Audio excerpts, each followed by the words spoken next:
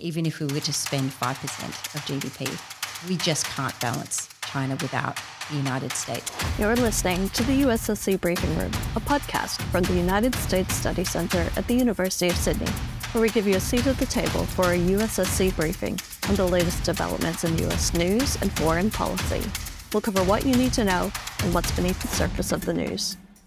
Hello, I'm Mari Kirk, Director of Engagement and Impact at the United States Study Center. Thanks for joining us on the USSC Briefing Room today. Before we begin, I'd like to acknowledge the traditional owners of the land we're recording on today. The University of Sydney is located on the land of the Gadigal of the Eora Nation, and I pay my respects to their elders, past, present, and future. 2026 began with one of the most significant developments in international relations in years, when the U.S. went into Venezuela and captured President Maduro.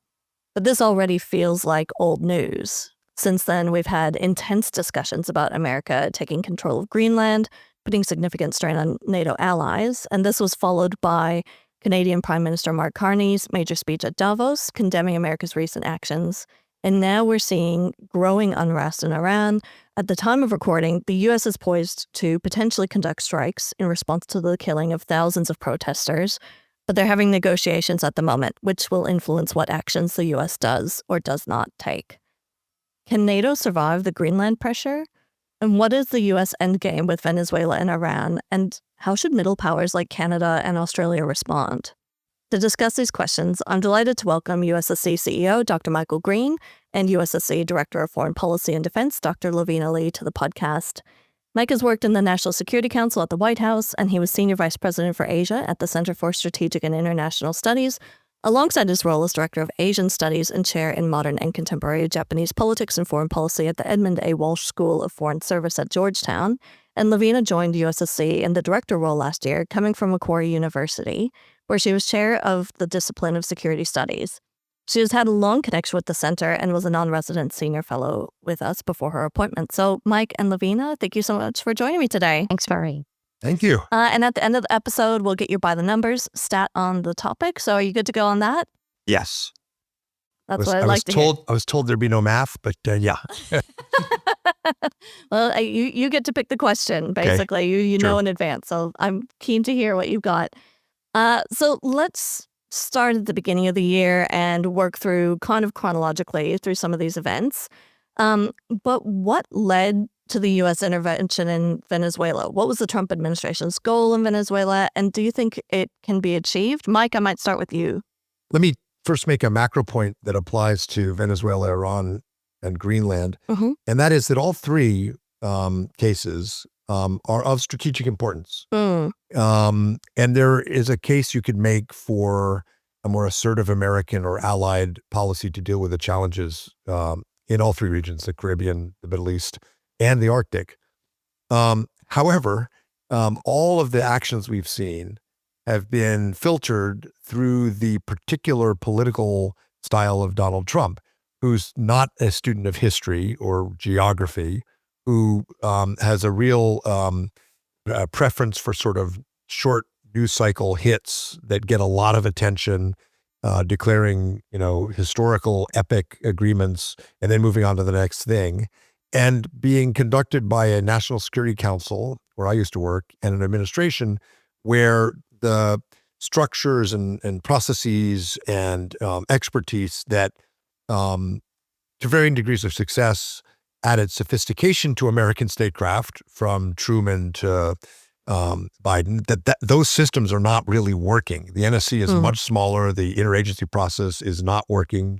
They're communicating through signal rather than secure channels because they're afraid of the bureaucracy in the deep state. So it's a bit hard to answer because there is some strategic logic for action in all three of these cases, but the Trump style of doing things, both political and process of decision-making, coupled with, frankly, according to various news reports, $4 billion in funds flowing to his family from some of these regions, it distorts it and makes and it'd be a mistake to say they're all disasters, and it'd be a mistake to say, as some of his supporters say, Trump plays three-dimensional chess. We just don't 4D chess, four-dimensional, five-dimensional chess, the greatest chess ever. So sorry for the long wind-up, but let's do Venezuela. So Nicolas Maduro is not a good guy.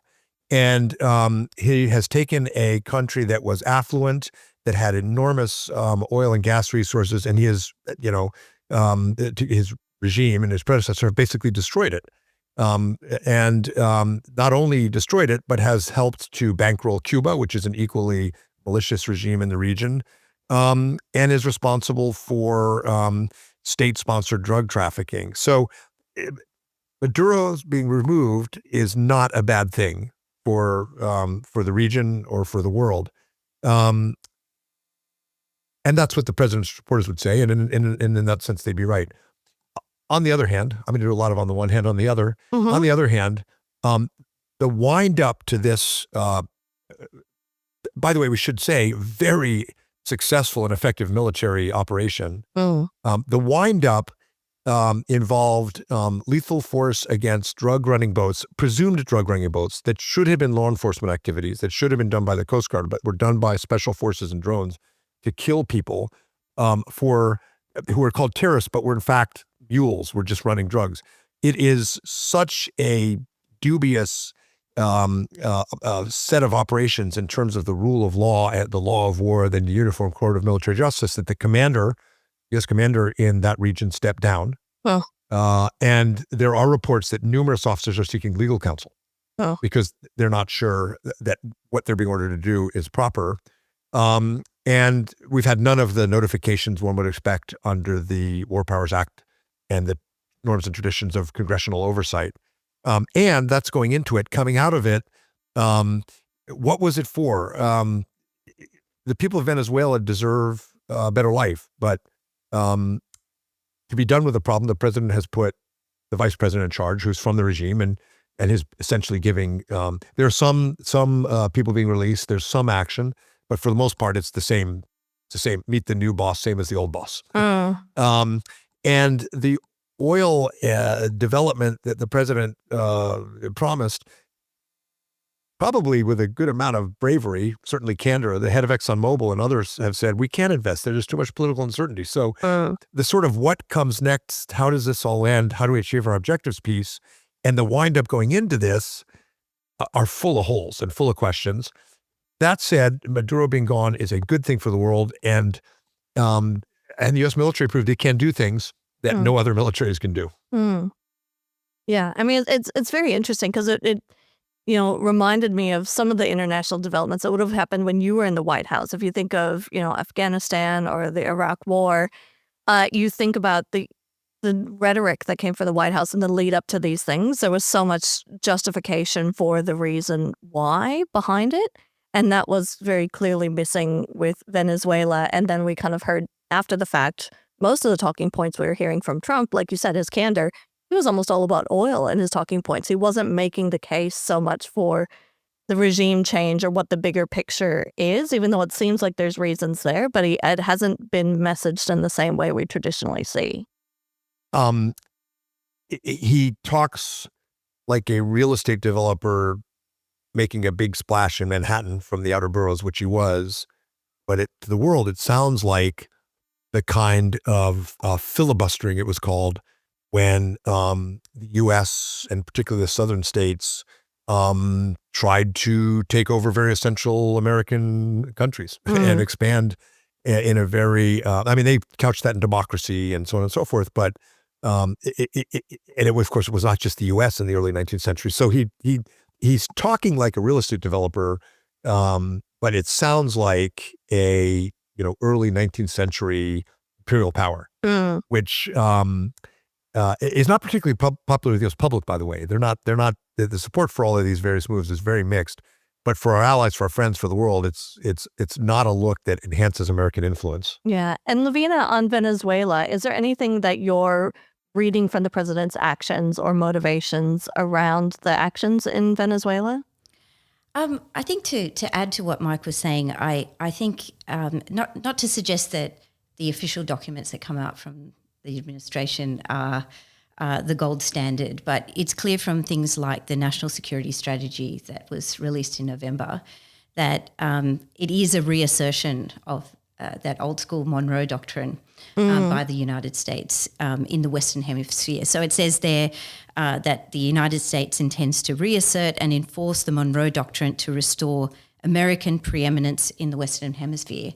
So in terms of restoring that preeminence, I think there's kind of different aspects to that. One is when you hear what President Trump has said in the past, in the lead up to the election and after, in his negotiations with China, he's very concerned about the level of drug dependence in the United States, that it's a real curse. So part of that justification for Venezuela is about destroying drug cartels, which he sees as sapping national strength.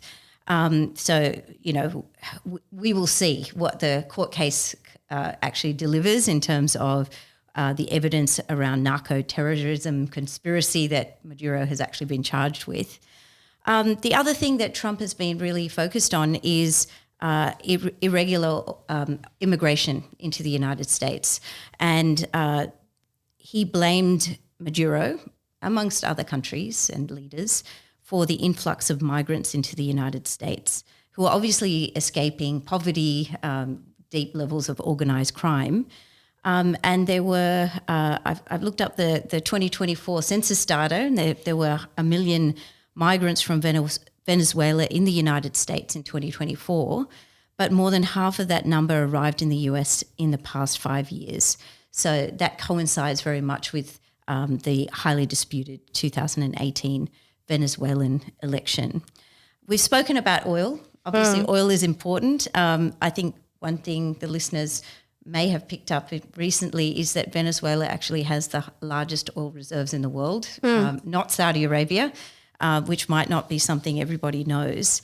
But I think the last part of that piece about the Western Hemisphere and establishing that preeminence is the presence of US adversaries in Venezuela. So if we talk about a kind of alignment between authoritarian kind of revisionist powers in the world, China and Russia were deeply involved in Venezuela in supporting the Maduro regime. So since 2000, Beijing, China has become the largest trading partner of most Latin American countries rather than the United States. In the case of Venezuela, China has become the primary destination for oil exports. So this has allowed the Maduro regime to circumvent some of the sanctions that the United States has placed on Venezuela. And then we have Russia as well. So Russia has provided a lot of diplomatic cover. It has been jointly exploiting oil. Yes, admittedly, it's a very degraded oil production system in Venezuela.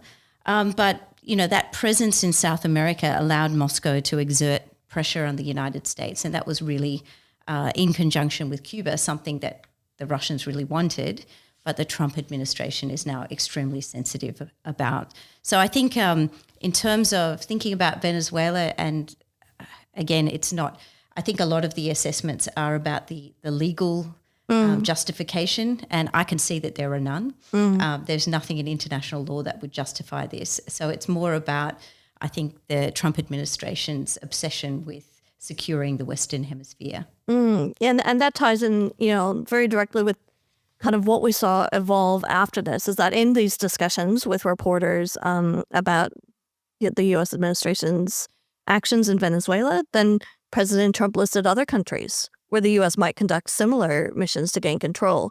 And Greenland was included in that list, with Cuba and Colombia and Mexico.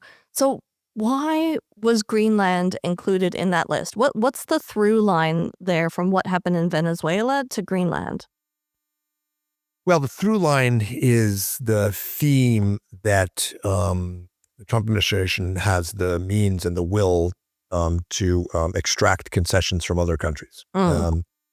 The Chinese have this saying: "You kill the chicken to scare the monkey," and it is. Every major state does it, but it tends to be the move of a Russia or China, not a U.S. or Britain. But I think that's a through line for the Trump administration's foreign policy. And there is some support for that, for sure, in the American public. Nobody's going to push us around, and Donald Trump's going to get what we need to get. The question, of course, is what do we really need to get? In the case of Greenland, there is a strategic case.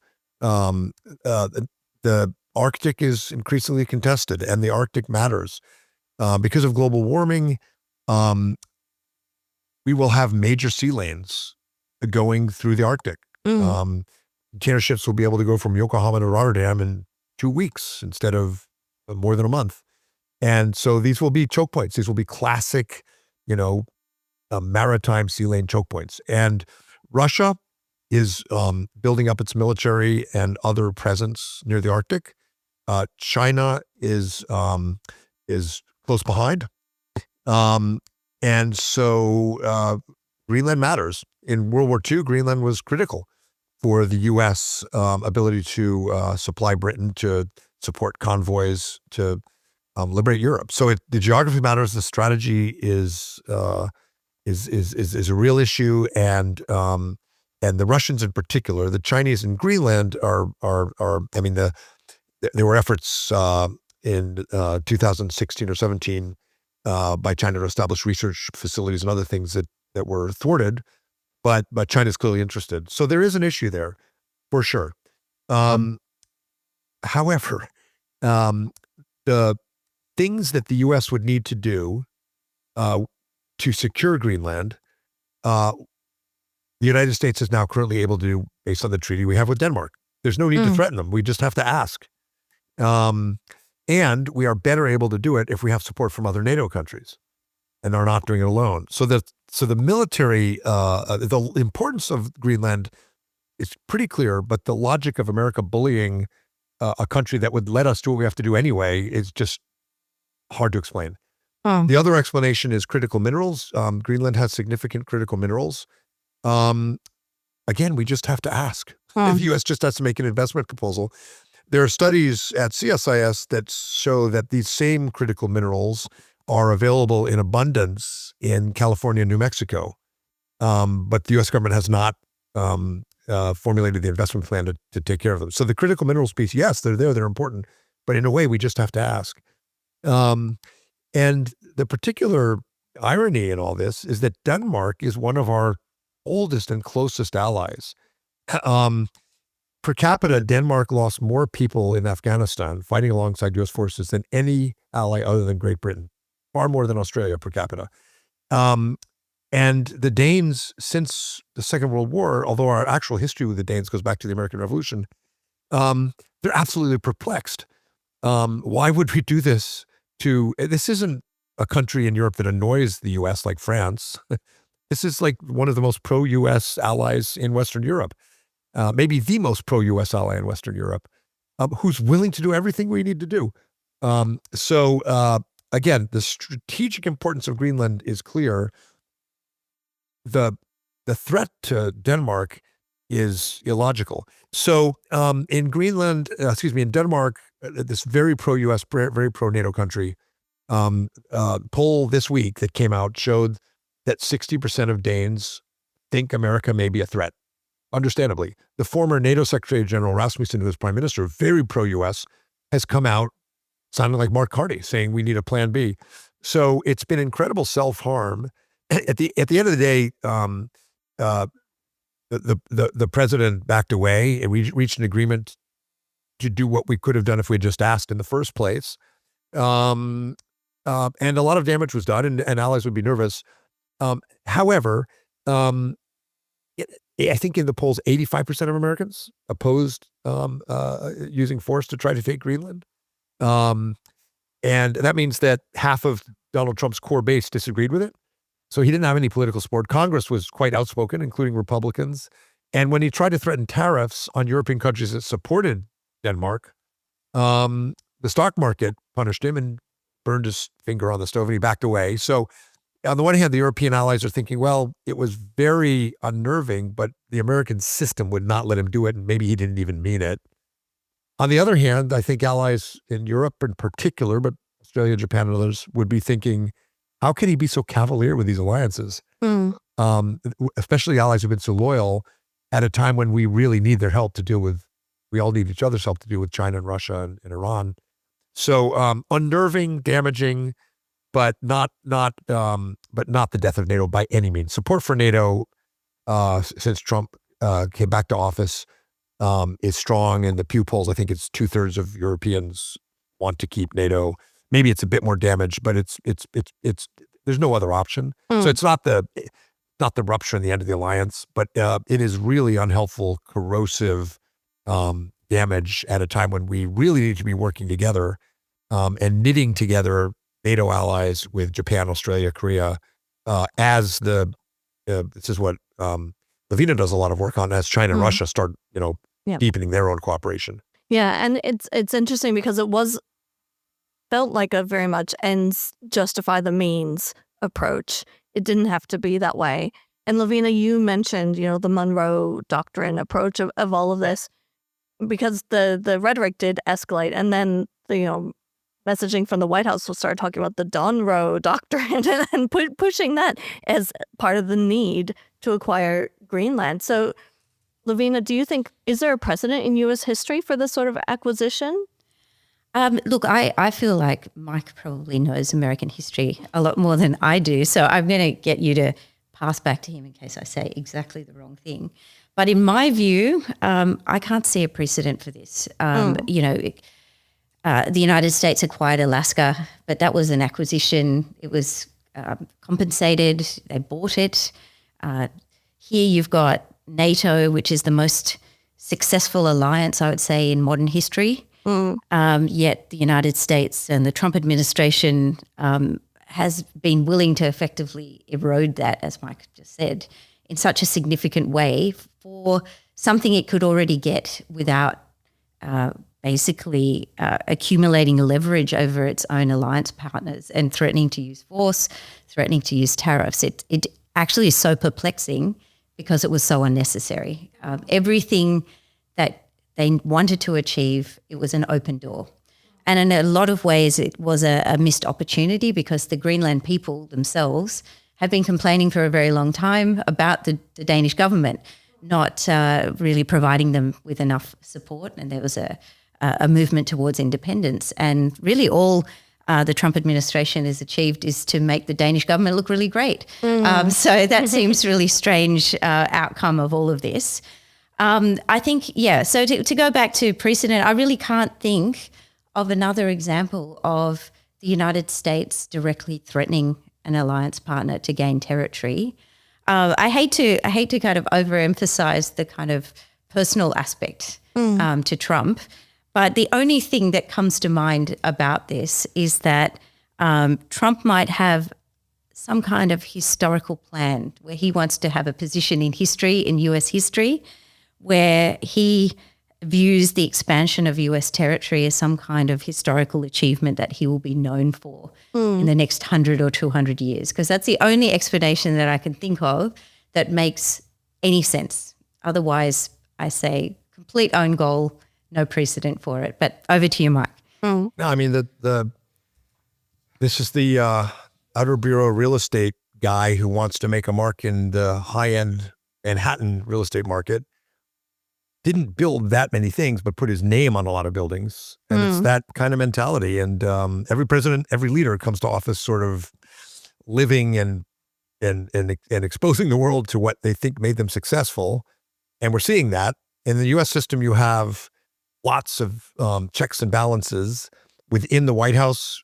The National Security Council, the National Security Act, was passed in 1947 because Franklin Delano Roosevelt did the same thing.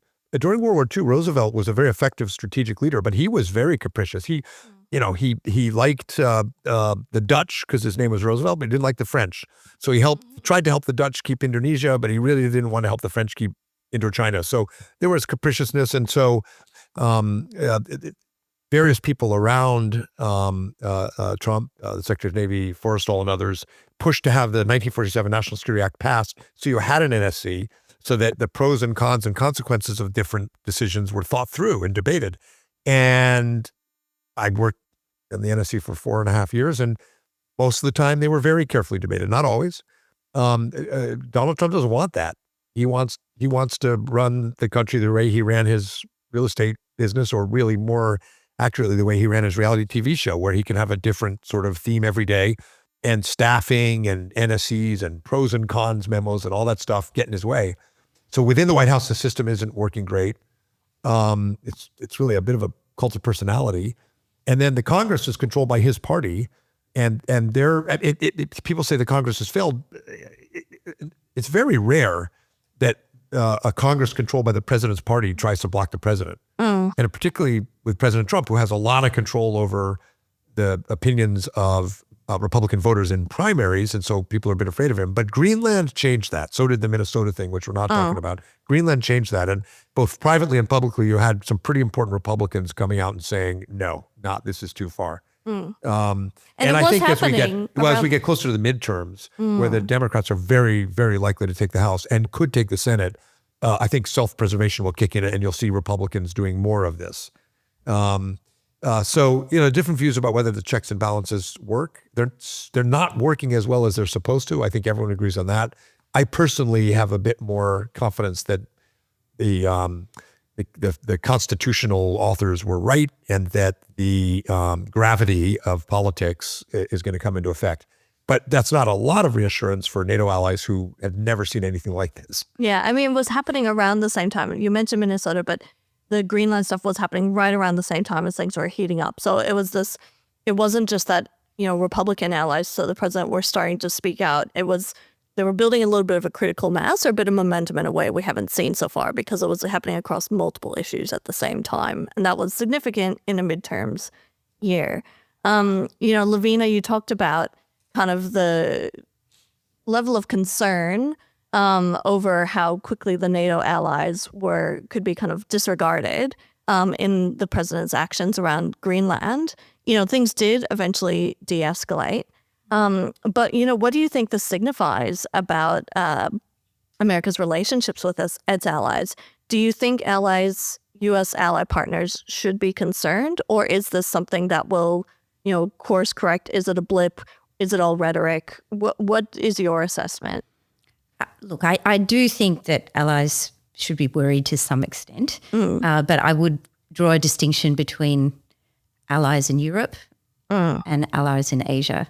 I think, a bigger picture question, I think, when you look at Trump's behavior, I think Mike talked earlier about his whole approach is about deal making, exerting leverage, maximizing leverage in a negotiation, seizing opportunities.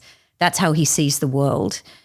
He sees with his allies that he holds all the cards. He's used those terms before, where the United States he views as indispensable to all of those alliances, and that he then has a very narrow perception of what the allies actually bring.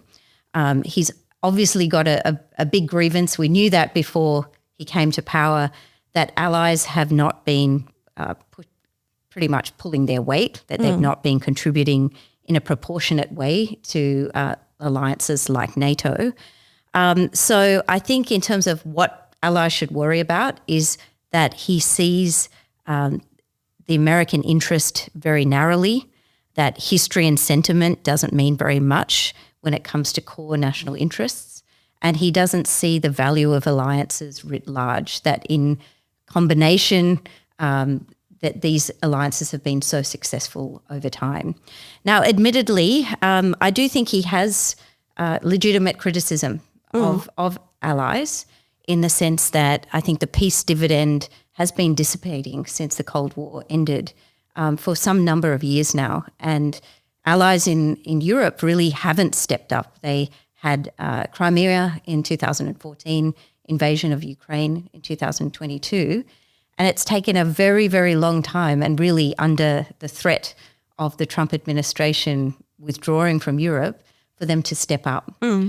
I would say that in Asia, so drawing that distinction, when you look at documents like the National Security Strategy, I think we're in a better position. I think, Trump looks at Europe and says, okay, they've become soft, they've become weak, they've become too woke, they're obsessed with social policy and paying for those social policies, and they're not willing to pay for their own defense. So why should we, especially given the EU has a GDP roughly 7 to 9 times more than Russia. So they look at Europe and say, you're capable.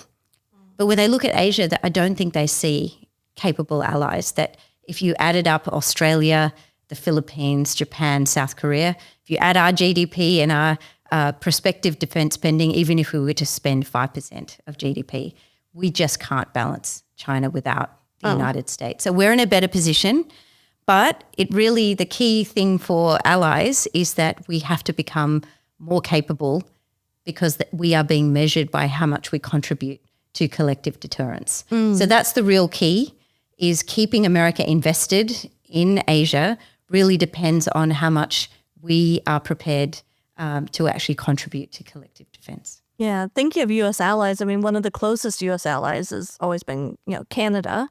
And as the Greenland, drama was unfolding, Davos was happening in Switzerland. And so the Canadian Prime Minister took the stage at Davos to deliver a speech where he compared U.S. coercion to oppression under the USSR. And he said, quote, "We are in the midst of a rupture, not a transition," end quote. And he said that, quote, "Middle powers must act together because if we're not at the table, we're on the menu," end quote. So what do you think he was trying to achieve through this speech? And do you think he accomplished that? Mike, I might get your thoughts. In polls, about 85% of Americans really like Canada, and I'm in that 85%. You're from Minnesota. You practically Canadian. Practically are Canadian. And I think what Carney was trying to do, he read the room very well.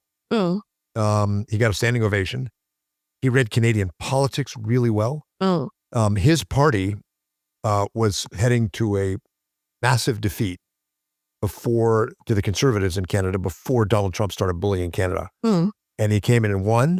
And with this speech, which came just before the Canadian Conservative Party had its annual conference in Alberta, he just drove a stake into the heart of the Conservative Party. So they were having a bit like the Liberal Party in Australia in a way, who got a little too close to Donald Trump. And and the Conservatives are really having big debates right now in Canada. Should we repudiate Trumpism? Should we embrace it? Should we be anti-immigrant? They're just in disarray. And so what was Carney trying to achieve? This is a little cynical, but I think he was trying to be what Canadian prime ministers like Trudeau on the left love, which is to be a sort of global spokesman for middle power, multilateral niceness, and to just stick it to the Tories. And he achieved both spectacularly, thanks to Donald Trump, because he's a very good speech giver and he's a smart guy.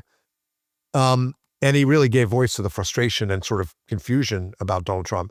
But I think the speech, while understandably well received at Davos, was a real disservice to Canada and to the world for two reasons. One is this, the Prime Minister, Mr. Carney, not a few months ago was describing China as, forget the exact words, but something like an existential threat to Canada. And in that speech, because of Trump's tariffs and the Greenland kerfuffle, was equating the U.S. with China and the Soviet Union, basically. Not explicitly, but it was pretty clear what he meant. And then he rushed off for this, or he had rushed off to embrace relations with China. And that's just not a proper reading of the international situation. Canada has 75% of its trade with the U.S. I don't think most Canadians want 75% of their trade to now be with Canada. It's just not a bet Canadians are going to make. So I think he misread the distribution of power in geopolitics, morally as well as pure power and Canada's own interests. And the menu he served up for what this new strategy would look like, the China piece was basically opening up the canola oil market for the electric vehicle market. It was not exactly the Treaty of Versailles or the Concert of Europe. It was a sectoral trade deal. A lot of it was performative, and understandably so, because of the way Trump had treated Canada, which we have to say was just egregious and against what the vast majority of Americans think about Canada, and damaging to the U.S. by the way, because the tariffs are hurting American manufacturing more than Canada. It's pretty clear from the data. But what he served up was sort of the China trade deal, and then a kind of regurgitation of middle power diplomacy from the Canadian foreign policy of the 1990s. Should Canada do more with Europe and India and Australia? Yes, of course. But that's not a replacement for the United States. And the implication in his speech that somehow he's going to stand up to the U.S. Carney's coming to Australia in March. I am certain that certain editorial writers in the Sydney Morning Herald and the AFR and certain people on the left of the Labour Party will say, and some former Liberal Party prime ministers will say, good on you, Mark Carney. That's what Australia ought to do. I don't think the Australian government will. I think Prime Minister Albanese will be a little jealous, wish he could. But I think, as Lavina said, Australia's in a much more dangerous neighborhood than Canada. I mean, the biggest threat Canada faces right now is American protectionism. Chinese naval task force are circumnavigating Australia, seeking to establish military bases in the Pacific Islands. Australia is in range of North Korean and Chinese ballistic missiles. So it's Australia and Canada have a lot in common, but the geography is very, very different. Yeah, very different. And Lavina, I'm keen to hear from you, like, if you think, Carney's assessment that we're seeing a rupture rather than a transition. Do you think that's accurate? Are we seeing a rupture or a transition? And how would you recommend that middle powers who are U.S. allies like Canada and Australia respond? Look, I think I probably have two things I'd add to what Mike was just saying about the speech. I think, one, I thought it was actually quite confusing timing because he just come back from China. China, in my view, if he was being honest as a middle power, I think is or has been and continues to be the most disruptive actor to the rules-based order that we have seen. So if you wanted to do an assessment of why we are in the position that we are now in terms of the US rules-based order, US-led order, it is because China has basically captured the WTO and exploited its rules and continued to effectively subsidize heavily its state-owned enterprises. The WTO order couldn't cope or cannot cope with a state-centered economy of that scale in China. And when we talk about this trade order that we're defending, it has been crumbling for some period of time. So I think it was quite confusing to me for Carney to make a speech after coming from China and not to mention China and Russia, but to only really focus his attention on the United States. I think the second point I'd make is that, when we talk about a rules-based order, if we're middle powers, we have to be realistic that in a anarchic world, a world without a world government, that rules-based order needs to be underpinned by hard power and a willingness to use it. So there's no enforcement mechanisms. So if middle powers, going to your question about what do middle powers need to do, I think middle powers have a lot of agency. They themselves need to build their own national strength, their own national power, whether that is in the defense sphere or other spheres. They need to be stronger and actually devote resources to that. But they can also have greater influence if they present solutions to US anxieties. I think, as I said earlier, for Australia, there's no plan B to the United States. We make ourselves more indispensable to the United States if we are actually willing to step up with other middle powers to actively defend the rules-based order that we say we value. So that might be things like the critical minerals deals, working with other middle powers to solve that critical minerals vulnerability that we face collectively. It might be things like working with other middle powers to call out unilateral changes to the status quo in concert with those middle powers. We should be working with other middle powers to counter systematic cyber theft from countries like China. So the more passive we are, I think, the more we actually that we don't step up and actually take steps to defend this rules-based order, the more I think we encourage the United States to act unilaterally because they can't rely on us. One of the real tragedies of this Trump-Carney confrontation is that Canada has a history with China that's very interesting. So Pierre Trudeau was the first of the G7 Western leaders to normalize relations with China. And so when the progressives are in power in Ottawa, historically they've sort of tended to lean to Beijing. And when the conservatives come in, they've gone the other direction. That's been something of a pattern. So for example, the Taiwan representative in Washington cannot go in the White House or the State Department. But when the conservatives are in power in Canada, the Taiwans have full access. So there's been kind of a pendulum swing between the parties in Canada on China policy over the years. We have a little bit of that in Labour and Liberal and a little bit in Democrats and Republicans, but the Canadians do big swings. But under Justin Trudeau, because of Chinese interference in Canadian politics, predatory economic policy, a whole range of things, a consensus was developing in Canada that it was really important to work with the U.S., with Japan, with other countries to shore up the system against all of these Chinese destabilizing moves. And that just blew up. It was incredibly self-defeating of the United States government to throw away one of our best friends when they were stepping up and ready to do these things. And the same is true for NATO. Europe had long debates about China. The European Union was going to raise the arms embargo on China 20 years ago as China was threatening to attack Taiwan with the anti-secession law. So there were huge gaps across the Atlantic and between Europe and Japan and Australia on China. But over the last 5, 6, 7, 8 years, because of Chinese support for Russia and Ukraine and a host of Chinese predatory economic policies against Europe, NATO and the EU were aligning much more with the US, with Canada, with Japan, Australia. But that's kind of blown up now too. So it's strategic malpractice right now by the Trump administration. Not irreparable, but pretty significant.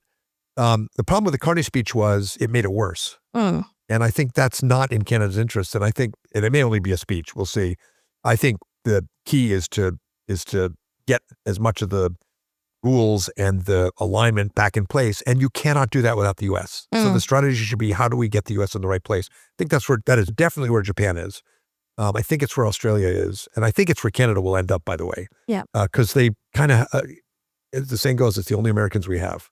So last topic I want to hit on quickly before I get your by the number stats, but we can't talk about international relations and not talk about what's happening in Iran. So we've seen this growing civil unrest in Iran with thousands of protesters killed by the government. It's hard to know the exact numbers due to the internet blackout and strict government control.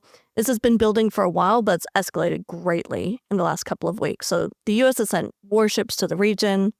And now some protesters have been pleading with the United States to intervene in some way. How likely, and by the time we release this podcast, this bit might be out of date, but how likely do you think it is that the U.S. will intervene in Iran?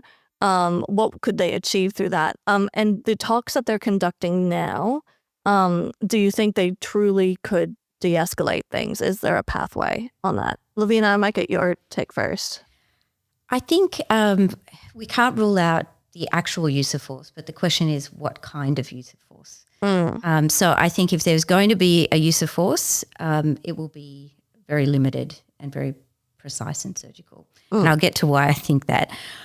We saw all of the protests. There's anywhere up to about 30,000 people that might have been killed in that. I keep seeing varying estimates of how many people actually were killed and in that uprising across the country. I think the moment has passed, unfortunately, for a real regime collapse. The IRGC, but the internal security forces, have basically crushed those uprisings. Really, there was no kind of alternative opposition that arose in that process. There's no internal source of, I guess, alternative military force. The security forces have regrouped, reorganized, and really consolidated their control. So in the absence of an armed resistance, I think the regime has consolidated its position. That's not to say I think that it's not weak. It's already been weakened by American airstrikes, Israeli airstrikes. It has little to none air defenses. So it is, in a lot of ways, very weak and prime for a surgical strike. When it comes to the U.S. diplomacy, what they're trying to achieve, this is coercive diplomacy at its best. You've got your aircraft carrier staring at your adversary while you're sitting at the bargaining table. But they really are going for things that I'm not sure that the regime can accept. So things like they want to stop Iran's capability to have a nuclear weapon, period. They want them to give up all of their enriched uranium, or at least all the excessive enriched uranium that's not necessary for domestic purposes.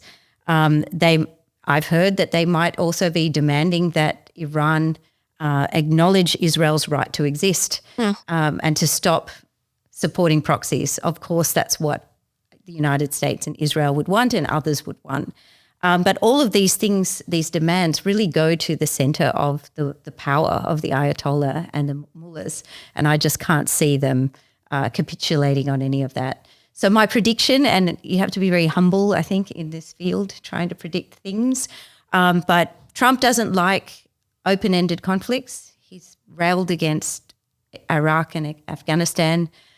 He would, I think, still think about taking the opportunity to conduct surgical strikes to degrade the IRGC and the security forces, and wait for a future time when maybe things are more opportune. But I think that the moment for a regime collapse because of American airstrikes, or there's not going to be troops on the ground, and I think you can't undermine that regime significantly without troops on the ground. How about you, Mike? What do you think is next? I basically agree with Lavina. The possibility of surgical strikes to get the regime to the table, or because the president and the government gets frustrated that Iran's not serious, are non-trivial. I'm less than 50%, but surgical strikes quite possible.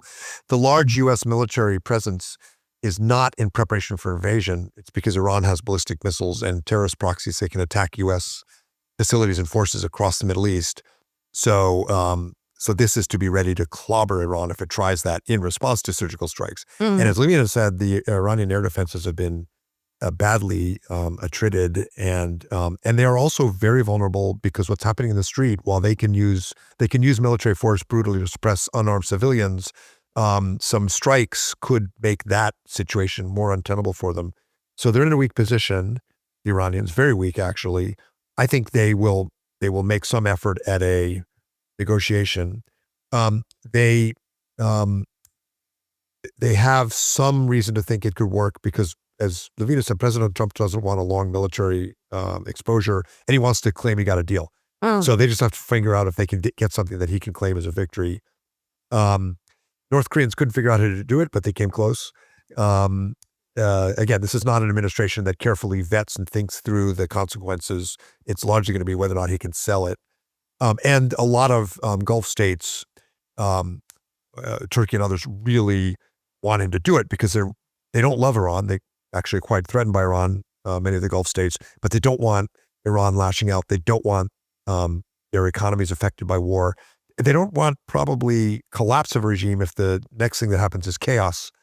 So for all those reasons, I think the diplomatic outcome is more likely, but that doesn't mean it will happen without surgical military strikes. The only other thing I'd say on Iran is, in the really polarized Australian debate about Israel and Gaza, which I have to say I think was more polarized than the debate in the U.S. I mean, the U.S. usually gets the gold medal for polarization. I think on this one, Australia might be a contender. In that entire debate, there were very few people in government, in the academy, in the protests, who pointed to Iran. Iran is the most evil and destabilizing regime in that entire region.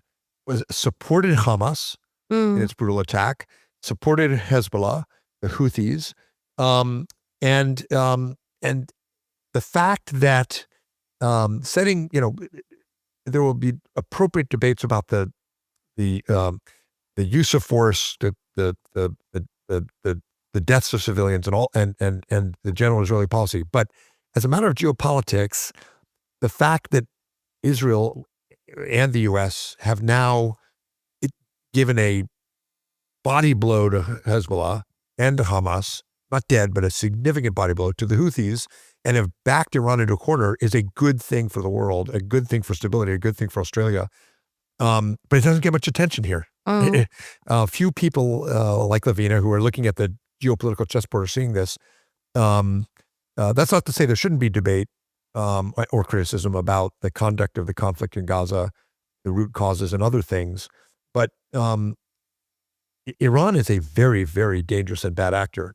I don't think Trump will solve it, but I'd actually give the Trump administration higher marks on this policy than almost anything else, frankly, when you look at the outcomes so far in terms of where Iran was 2 years ago and where they are today. Yeah, it'll be interesting to see where things go and how things wind up. I'm keen to get your by the numbers stats on these topics. Thank you for covering. We covered a lot of ground on Venezuela and Greenland and Iran. So I'm keen to hear what your stat you've chosen to share with us today for your by the numbers stat on these international relations developments. Lavina, I might go to you first. So I gave you a different stat earlier about Venezuelan immigrants. So I should have saved that for this section. That's all right. But I would say, I'll give you some stats about Greenland. So to give you an idea of why Greenland is such a prize, according to the administration, that Greenland contains 39 of the 50 minerals deemed critical to US national security and economic stability. The US Geological Survey estimates upward of 17.5 billion undiscovered barrels of oil and 148 cubic feet of natural gas off Greenland. So it has, very strategic importance that goes to the importance of it along the things we listed earlier. Very interesting. How about you, Mike? What have you chosen for us? My number is 0, as in I got nothing for you. No, 0 and 1.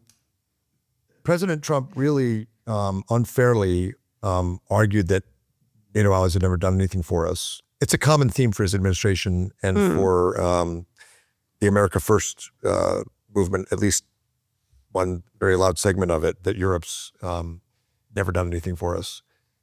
0, that's the number of times since NATO was established that the U.S. has come to the defense of Europe, that NATO has been invoked where the U.S. had to send troops to defend Europe. 1 is the number of times that NATO came to the defense of the U.S. And I was in the White House on 9/11, and Prime Minister Blair of Great Britain and other European leaders told the president within 24 hours that they were going to work on invoking NATO because the United States had been attacked. And in the subsequent War on Terror, the British, the Danes and others took significant, the Canadians in Afghanistan took significant casualties. And even King Charles said something when President Trump inaccurately and inappropriately claimed that Europe and that our allies had never done anything for us. And who knows if NATO will be invoked again? But I think the lesson is, and I think most Americans know this and they see it in the polls, that this is not a favor the U.S. does for other countries, that we need these alliances. Our polling, as you know, suggests that the American public knows that. Because when we asked, why do you support, the support for our alliances is pretty high in the U.S. When we asked a few years ago why, the number one answer was because we need those allies. It wasn't because that's what America does. So I think the public knows it, the Congress knows it, a different president, or maybe this president, we'll see. If they explain that to American people, I think alliances with NATO and elsewhere are going to have a very strong runway, a very good ramp up, but a bit of damage to fix. Oh, very interesting. Well, thank you so much for talking us through all of that today. And it's a nice note to end on as a reminder of the kind of historic precedent we have with these alliances and their significance to the U.S. and to the ally partners. So just as we wrap up, I'd like to point out a couple of other podcasts that may be of interest to our listeners. Our CEO, Dr. Michael Green, is co-host of the Asia Chessboard. And I'd also recommend checking out the USSC Live podcast series that runs recordings from major live events, including last year's Sydney International Strategy Forum, where you can hear both Mike and Lavina and some of the panel discussions from the day. You can find these on our website at ussc.edu.au or wherever you get your podcasts.